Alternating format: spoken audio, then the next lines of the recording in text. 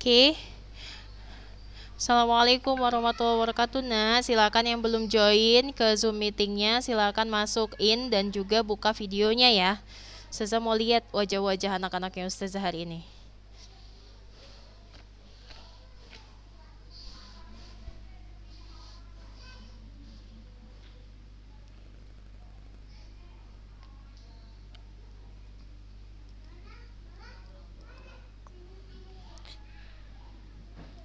Hari ini kita akan belajar melanjutkan pembelajaran kita kemarin.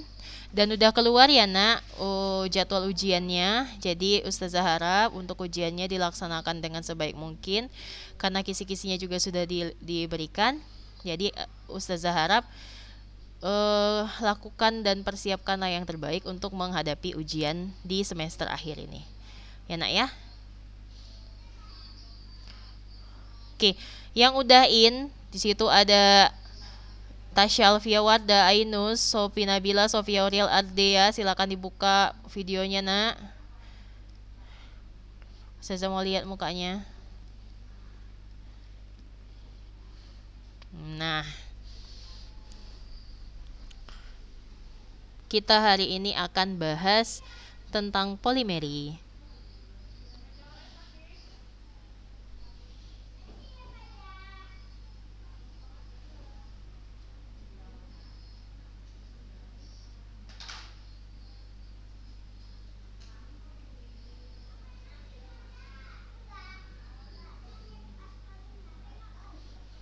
M.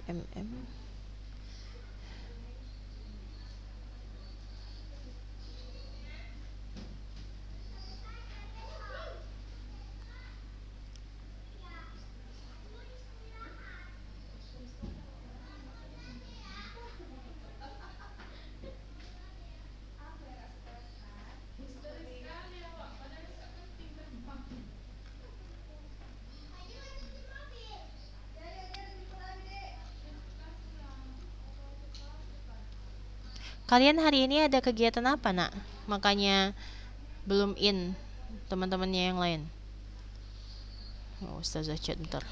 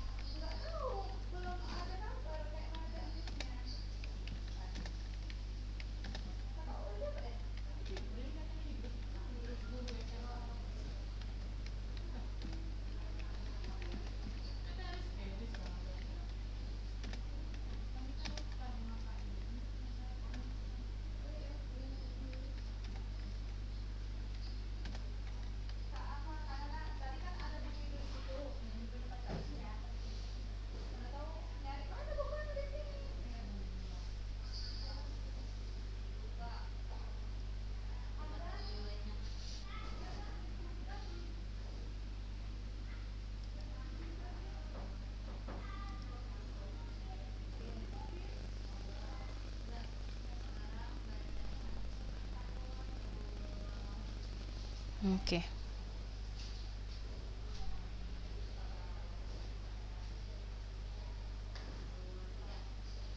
Oke, karena sudah terlalu lama, kita mulai aja pembelajaran kita hari ini ya nak. Silakan dibuka videonya yang udah in. Yang udah buka video di situ ada Ardea, Sofia Auriel, Tasya, Dinda, Ainu Sofia, Sofi Nabila, Siti Marhama, Sofi Magrina. Buka nak videonya.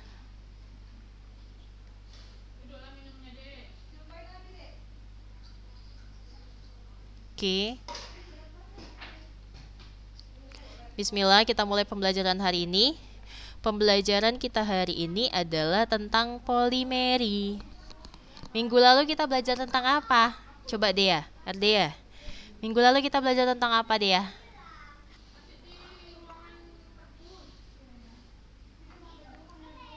Apa? Oke, Masya Allah, bener ya.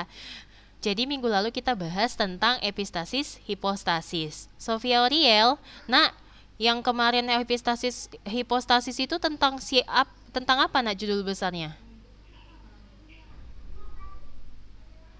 Tentang apa dia itu? Kita iya, kita kan udah belajar hukum Mendel 1, hukum Mendel 2. Nah, habis itu kita belajar apa, nak? Masya Allah, bener ya. Jadi sekarang kita tuh bahas tentang penyimpangan semu hukum Mendel. Bener ya, Masya Allah. Penyimpangan semu hukum Mendel. Jadi kita waktu itu udah bahas tentang hukum Mendel 1, hukum Mendel 2.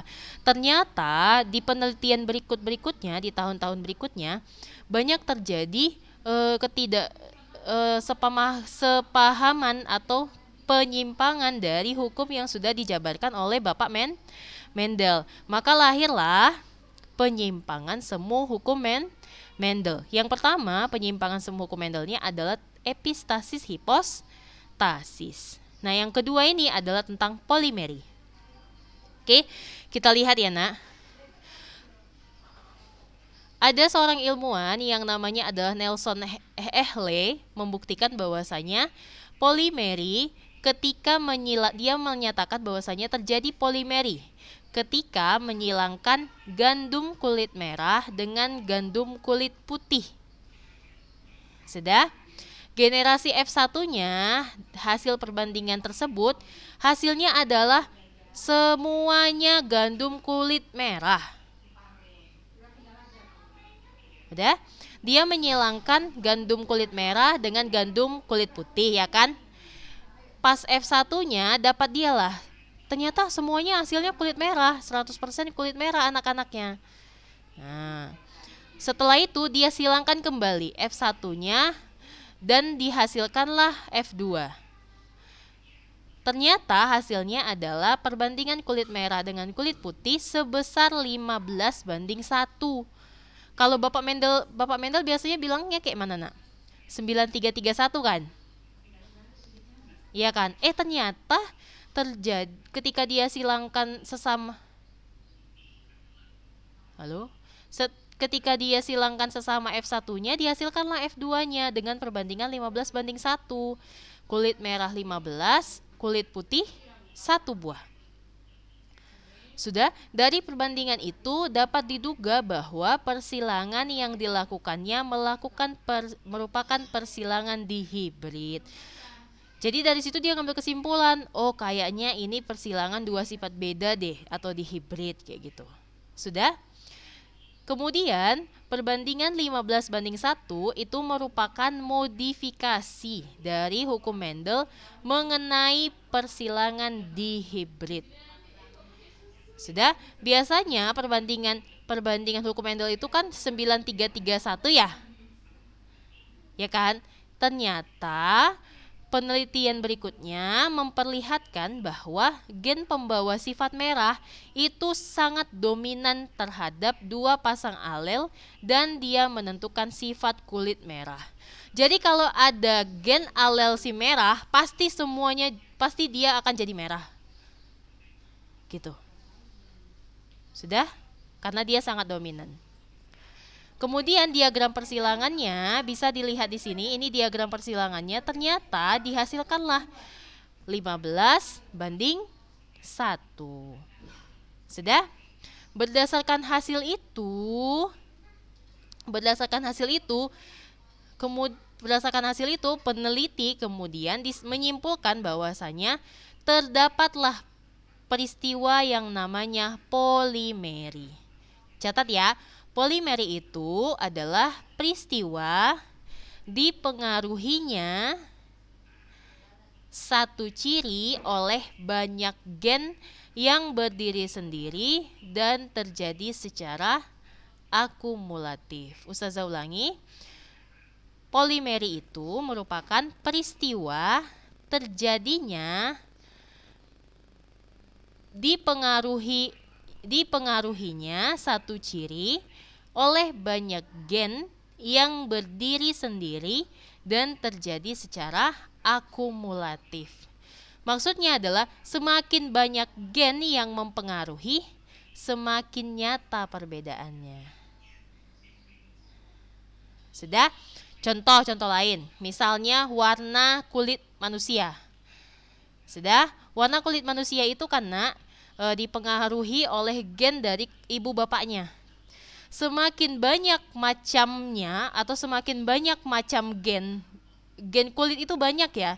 Ada yang putih, ada yang sangat putih, ada yang sawo matang, kemudian ada yang lebih terang dari sawo matang, kemudian ada yang gelap pekat dan sebagainya. Semakin banyak gen yang mempengaruhinya, maka semakin nyata perbedaannya. Jadi anakan yang dihasilkan juga semakin nyata, semakin banyak perbedaannya. Paham ya? Oke. Kemudian yang ketiga adalah kriptomeri. Oke, kriptomeri. Yang keempat ada komplementer. Sebenarnya ini tentang penyelenggaraan semu hukum Mendel itu tidak banyak sih soalnya, tapi tidak banyak dikeluarkan. Enggak. Tunggu ya, Ustazah lihat dulu materinya.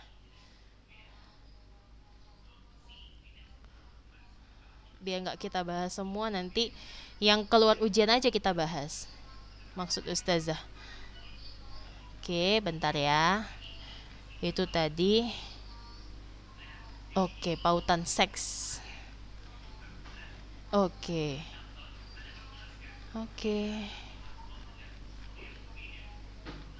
Nah, ini nih yang seru. Dana. Nah, jadi coba buka bukunya.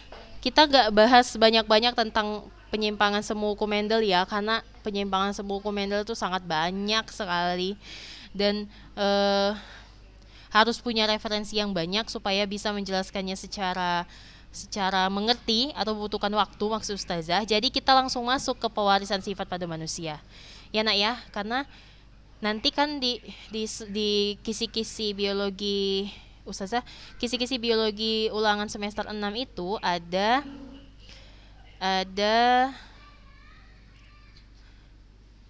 di situ kisi-kisinya. Yang pertama, reproduksi sel dan pewarisan sifat. Ya kan, Nak? Ya kan? Oke, pada manusia. Kita pelajari aja yang ini dulu ya.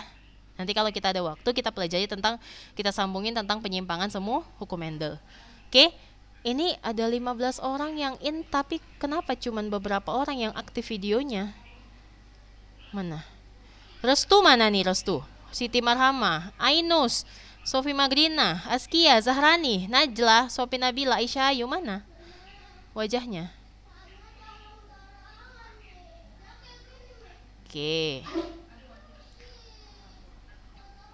Oke. Kita mau bahas tentang pewarisan di luar. Oke, ya udah nggak apa-apa. Oke, kita bahas ya. Yang pertama tentang pewarisan sifat pada manusia. Perhatikan, Nak.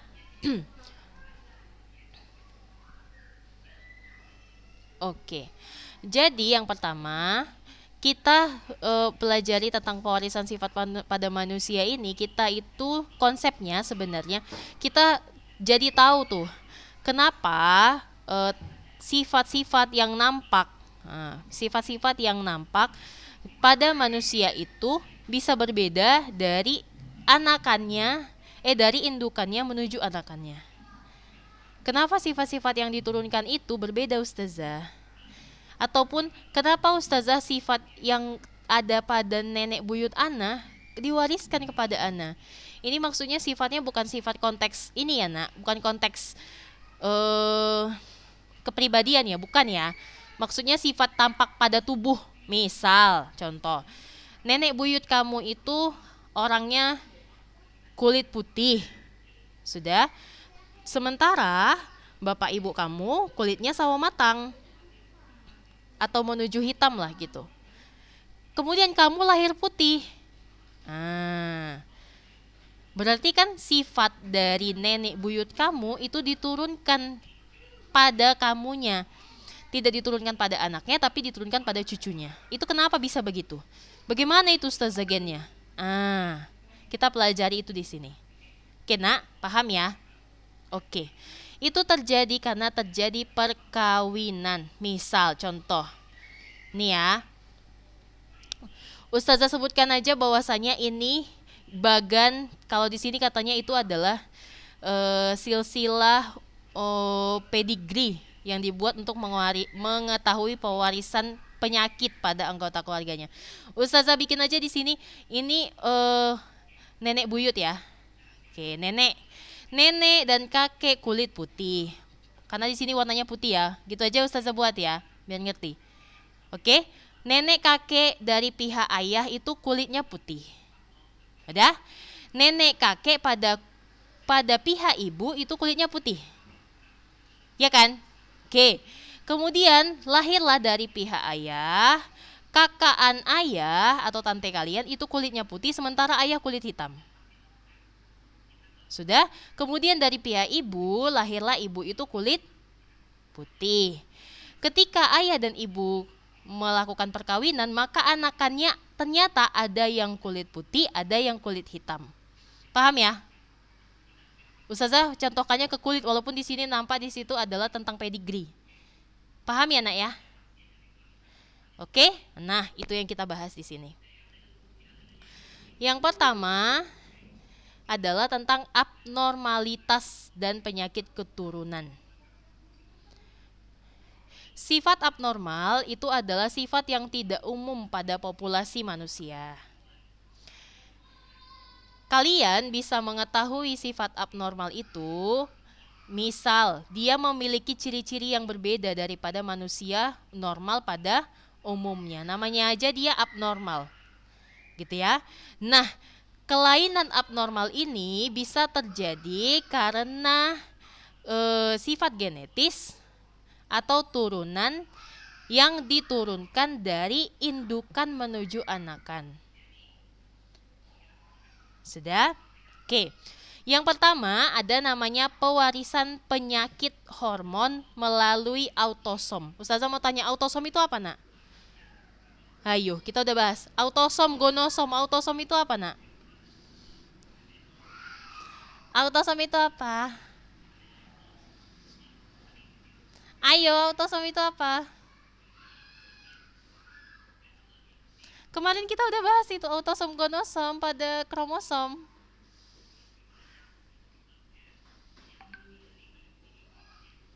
Ayo.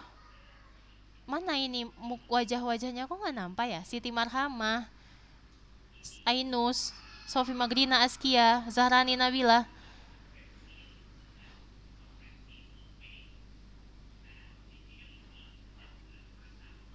Apa itu autosom nak? Astagfirullah. Autosom itu adalah kromosom tubuh. Ingat ya, kemarin kita belajar kan tentang kromosom. Kromosom itu ada dua, ada autosom, ada gonosom. Autosom adalah kromosom tubuh, gonosom adalah kromosom kelamin. Oke. Jadi pewarisan sifat atau pewarisan penyakit hormon melalui gen kromosom tubuh atau melalui autosom. Penyakit ini diantaranya ada yang namanya gangguan mental, ada namanya albinisme. Albinisme itu orang-orang yang albino itu loh. Oke. Kemudian ada brakidaktili. Brakidaktili itu orang yang ada gangguan pada gen tubuhnya pada jarinya. Ada polidaktili. Polidaktili itu contohnya begini. Pernah nggak ada saudara kalian atau teman kalian atau siapapun yang kalian tahu yang punya jarinya lebih? Kita jarinya 5 kan? Ada yang jarinya 6. Satu tangan itu ada jarinya 7. Pernah lihat? Nah, itu disebut dengan polidaktili. Kita akan bahas nanti di sini. Oke? Udah, yang pertama adalah gangguan mental. Sudah, biasanya gangguan mental itu selain disebabkan oleh lingkungan ya nak, gangguan mental itu juga disebabkan oleh genetik. Ada yang genetik. Sudah, di antaranya ada namanya imbisil, ada debil, ada idiot. Sudah, gangguan mental itu kelainan hormon ya. Oke, misal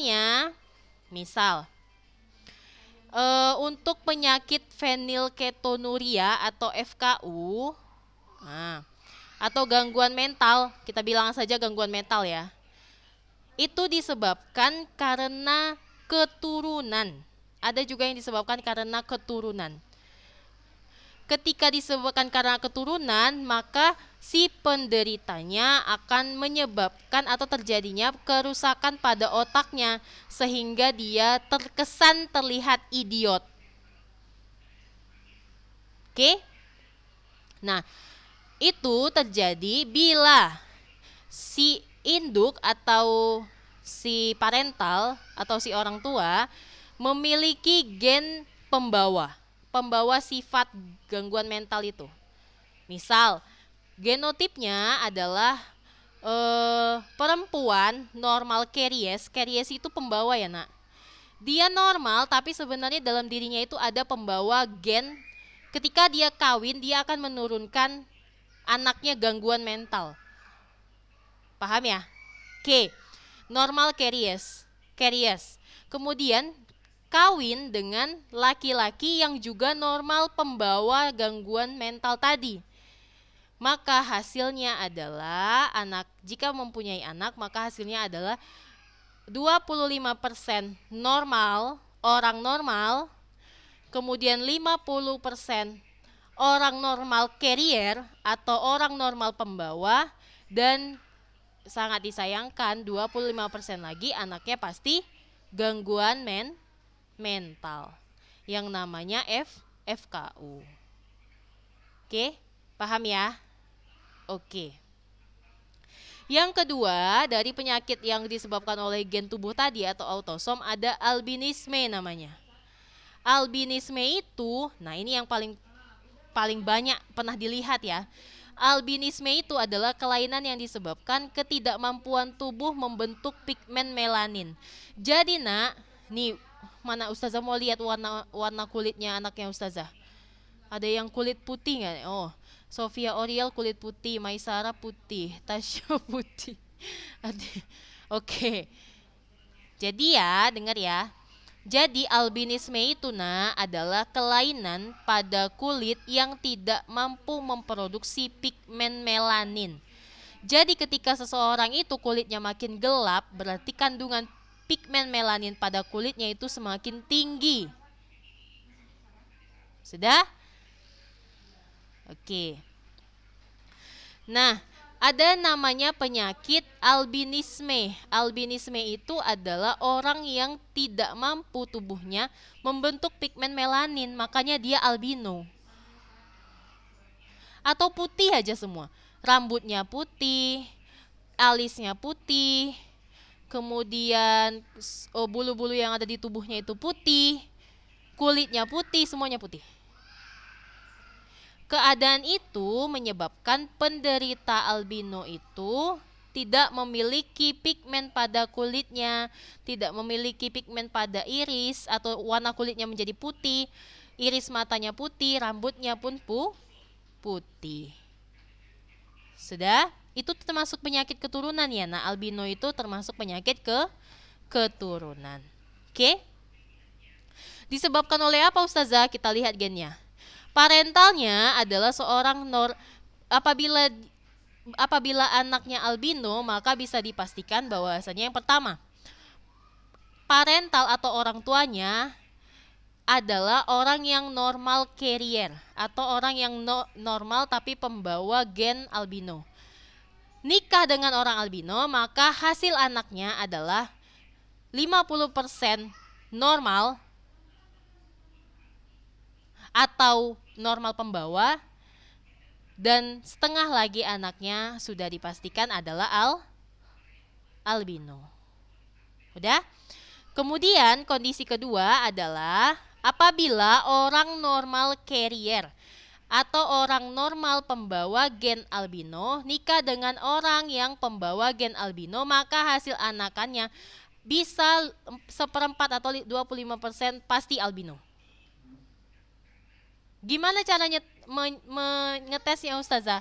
Kalau gimana cara mengeceknya Ustazah supaya terhindar dari orang yang pembawa gen albino ini kan? Nah, itu Ustazah kurang tahu infonya, tapi Ustazah biasanya tidak terdeteksi ya. Atau bisa juga terdeteksi tapi dengan tingkat kamu mendeteksinya dengan tingkat ke laboratorium. Sudah? Tapi itu kebanyakan tidak bisa dideteksi kalau yang normal pembawa albino. Tapi kalau Ustazah nggak tahu juga ya infonya, tapi yang Ustazah tahu itu tidak bisa dideteksi. Yang bisa dideteksi adalah yang sudah albino. Kalau albino nikah dengan albino, maka 100% anaknya pasti ada yang albino. Paham ya nak ya? Yang kita takutkan ini adalah pembawa gen albino. Sudah? Jadi kalau ada istilah Ustazah berarti albino itu spesial dong Ustazah. Iya, mereka spesial dengan kekurangannya. Tetapi yang perlu kamu tahu, albino itu adalah salah satu penyakit dari gen. Karena orang albino itu bukan berarti dia ada itu istilah. Ustazah pernah dengar, oh anaknya albino. Oh, dia itu adalah utusan dari ini. Raja-raja ini. Ada yang kayak gitu ya. Orang awam biasanya pasti mengkait-kaitkan ke hal-hal mistis ya. Pernah dengar nggak yang kayak gitu? Ustazah pernah dengar itu loh. Ada kan yang albino di kampung itu terus dibilang gini, kayaknya dia utusan dari raja-raja ini. Bukan ya. Kalau kita orang yang sudah berilmu, kita sudah mempelajari ilmu, kita tahu bahwasanya albino itu adalah salah satu kelainan gen.